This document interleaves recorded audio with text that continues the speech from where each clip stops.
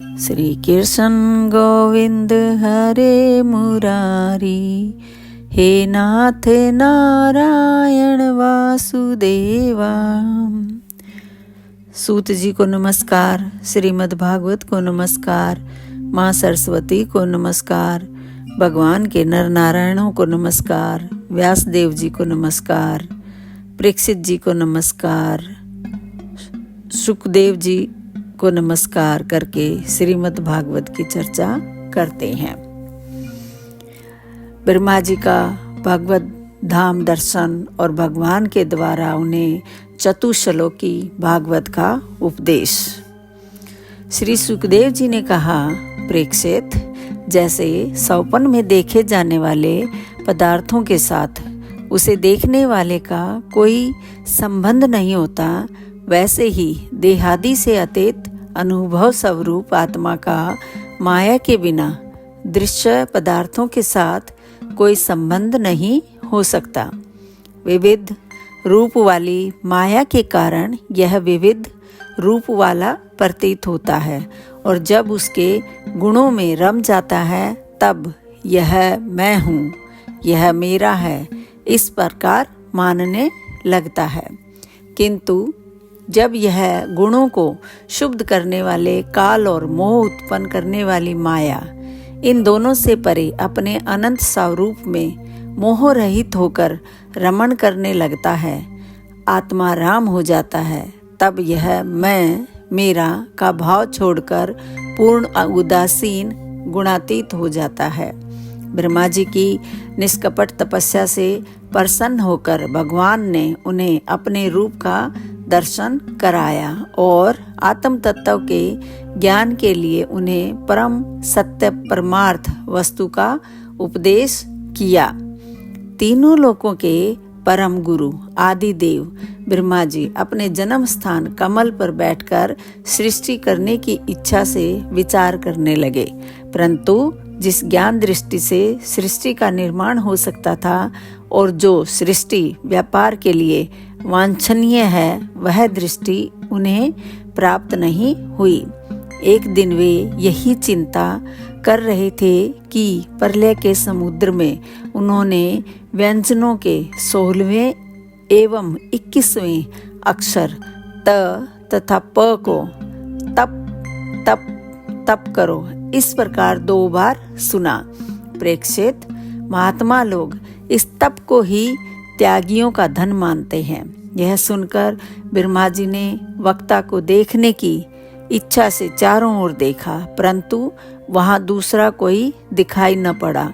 वे अपने कमल पर बैठ गए और मुझे तप करने की प्रत्यक्ष आज्ञा मिली है, ऐसा निश्चय कर और उसी में अपना हित समझकर उन्होंने अपने मन को तपस्या में लगा दिया। ब्रह्मा जी तपस्वियों में सबसे बड़े तपस्वी हैं, उनका ज्ञान अमोघ है। उन्होंने उस समय 1 सहस्र दिव्य वर्ष पर्यंत एकाग्र चित्त से अपने प्राण, मन, कर्मेंद्रिय और ज्ञानेंद्रियों को वश में करके ऐसी तपस्या की जिससे वे समस्त लोगों को प्रकाशित करने में समर्थ हो सके। उनकी तपस्या से प्रसन्न होकर भगवान ने उन्हें अपना वह लोक दिखाया जो सबसे श्रेष्ठ है और जिससे परे कोई दूसरा लोक नहीं है। उस लोक में किसी भी प्रकार के कलेश, मोह और भय नहीं है। जिन्हें कभी एक बार भी उसके दर्शन का सौभाग्य प्राप्त हुआ है, वे देवता बार बार उसकी स्तुति करते रहते हैं। वहाँ रजोगुण, तमोगुण और इनसे मिला हुआ सत्वगुण भी नहीं है। वहाँ न काल की दाल गलती है और न माया ही कदम रख सकती है। फिर माया के बाल बच्चे तो जा ही कैसे सकते हैं।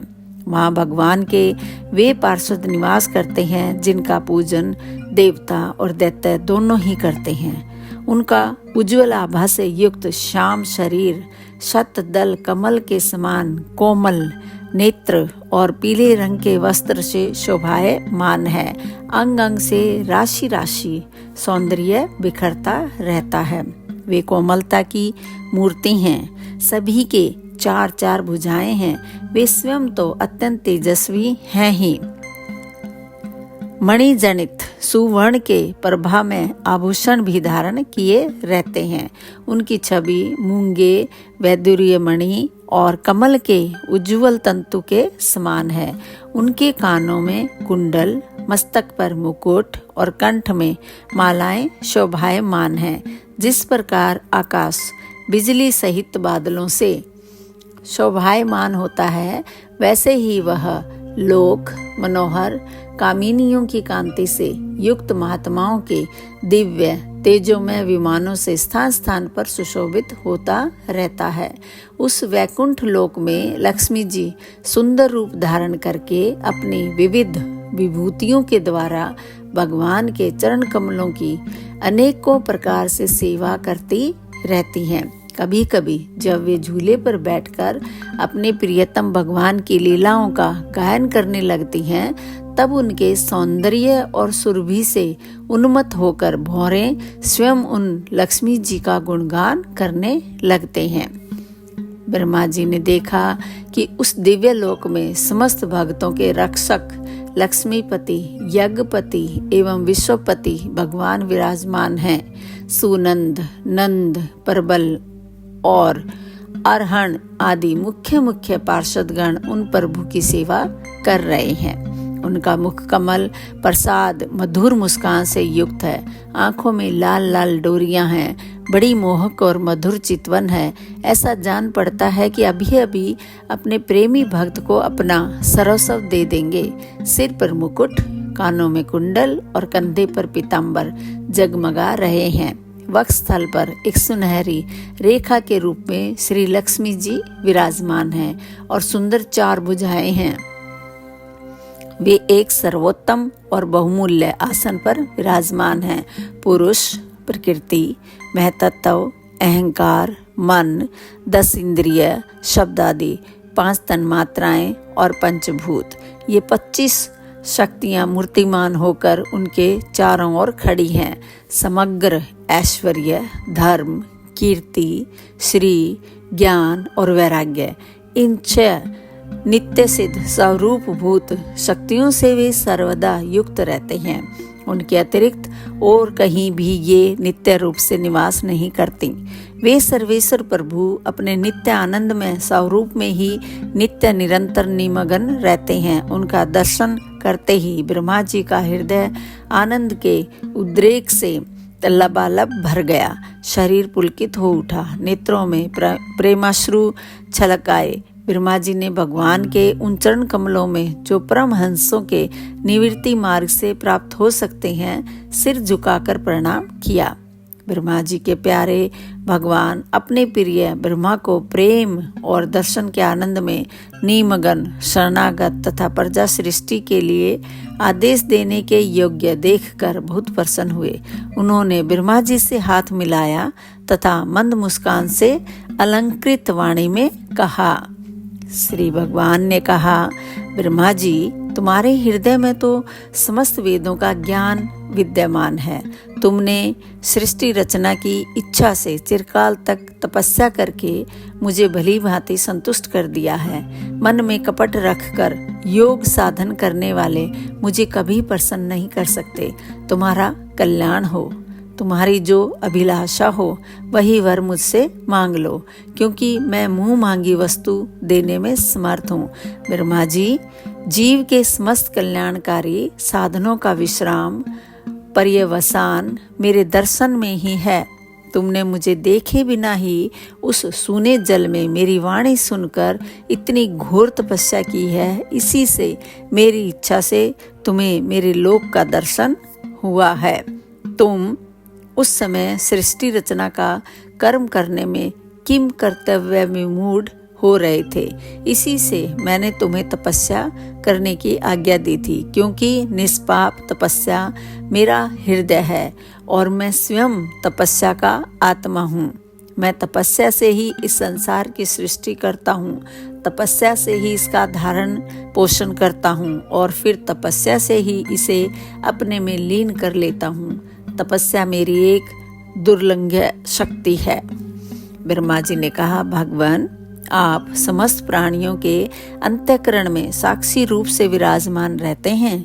आप अपने अप्रतिहत ज्ञान से यह जानते ही हैं कि मैं क्या करना चाहता हूँ। नाथ, आप कृपा करके मुझ याचक की यह मांग पूरी कीजिए कि मैं रूप रहित आपके सगुण और निर्गुण दोनों ही रूपों को जान सकूं।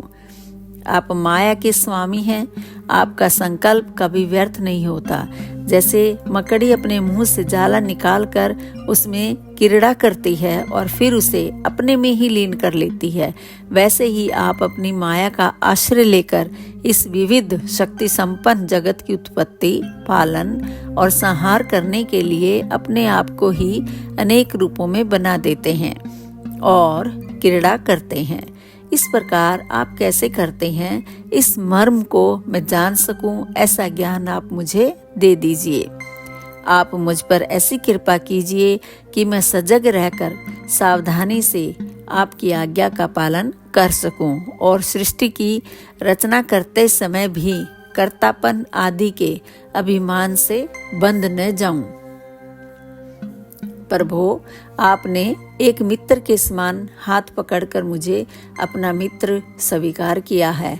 अतः जब मैं आपकी इस सेवा सृष्टि रचना में लगूं और सावधानी से पूर्व सृष्टि के गुण कर्मानुसार जीवों का विभाजन करने लगूं, तब कहीं अपने को जन्म कर्म से स्वतंत्र मानकर प्रबल अभिमान न कर बैठूं। श्री भगवान ने कहा, अनुभव, प्रेमा भक्ति और साधनों से युक्त अत्यंत गोपनीय अपने स्वरूप का ज्ञान मैं तुम्हें कहता हूँ। तुम उसे ग्रहण करो। मेरा जितना विस्तार है, मेरा जो लक्षण है, मेरे जितने और जैसे रूप, गुण और लीलाएं हैं, मेरी कृपा से तुम उनका तत्व ठीक ठीक वैसा ही अनुभव करो। सृष्टि के पूर्व केवल मैं था। मेरे अतिरिक्त न स्थूल था, न सूक्ष्म और न तो दोनों का कारण अज्ञान। जहाँ यह सृष्टि नहीं है, वहाँ मैं ही मैं हूँ और इस सृष्टि के रूप में जो कुछ प्रतीत हो रहा है वह भी मैं ही हूँ और जो कुछ बच रहेगा वह भी मैं ही हूँ। वास्तव में न होने पर भी जो कुछ अनिर्वचनीय वस्तु मेरे अतिरिक्त मुझ परमात्मा में दो चंद्रमाओं की तरह मिथ्या ही प्रतीत हो रही है, अथवा विद्यमान होने पर भी आकाश मंडल के नक्षत्रों में राहु की भांति जो मेरी प्रतीति नहीं होती, इसे मेरी माया समझना चाहिए। जैसे प्राणियों के पंचभूत रचित छोटे बड़े शरीरों में आकाश आदि पंच महाभूत उन शरीर के कार्य रूप से निर्मित होने के कारण प्रवेश करते भी हैं और पहले से ही उन स्थानों और रूपों में कारण रूप से विद्यमान रहने के कारण प्रवेश नहीं भी करते, वैसे ही उन प्राणियों के शरीर की दृष्टि से मैं उनमें आत्मा के रूप में प्रवेश किए हुए हूँ और आत्म दृष्टि से अपने अतिरिक्त और कोई वस्तु न होने के कारण उनमें प्रविष्ट नहीं भी हूँ। यह ब्रह्म नहीं, इस प्रकार निषेध की पद्धति से और यह ब्रह्म है, इस अन्वय की पद्धति से यही सिद्ध होता है कि सर्वातीत एवं सर्वस्वरूप भगवान ही सर्वदा और सर्वत्र स्थित हैं। वही वास्तविक तत्व हैं जो आत्मा अथवा परमात्मा का तत्व जानना चाहते हैं। उन्हें केवल इतना ही जानने की आवश्यकता है, ब्रह्मा जी, तुम अविचल समाधि के द्वारा मेरे इस सिद्धांत में पूर्ण निष्ठा कर लो। इससे तुम्हें कल्प कल्प में विविध प्रकार की सृष्टि रचना करते रहने पर भी कभी मोह नहीं होगा। श्री सुखदेव जी कहते हैं, लोक पितामह ब्रह्मा जी को इस प्रकार उपदेश देकर अजन्मा भगवान ने उनके देखते ही देखते अपने उस रूप को छिपा लिया। जब सर्वभूत स्वरूप ब्रह्मा जी ने देखा कि भगवान ने अपने इंद्रिय गोचर स्वरूप को हमारे नेत्रों के सामने से हटा लिया है, तब उन्होंने अंजलि बांधकर उन्हें प्रणाम किया और पहले कल्प में जैसी सृष्टि थी उसी रूप में इस विश्व की रचना की। एक बार धर्मपति प्रजापति ब्रह्मा जी ने सारी जनता का कल्याण हो अपने इस स्वार्थ की पूर्ति के लिए विधि पूर्वक यम नियमों को धारण किया।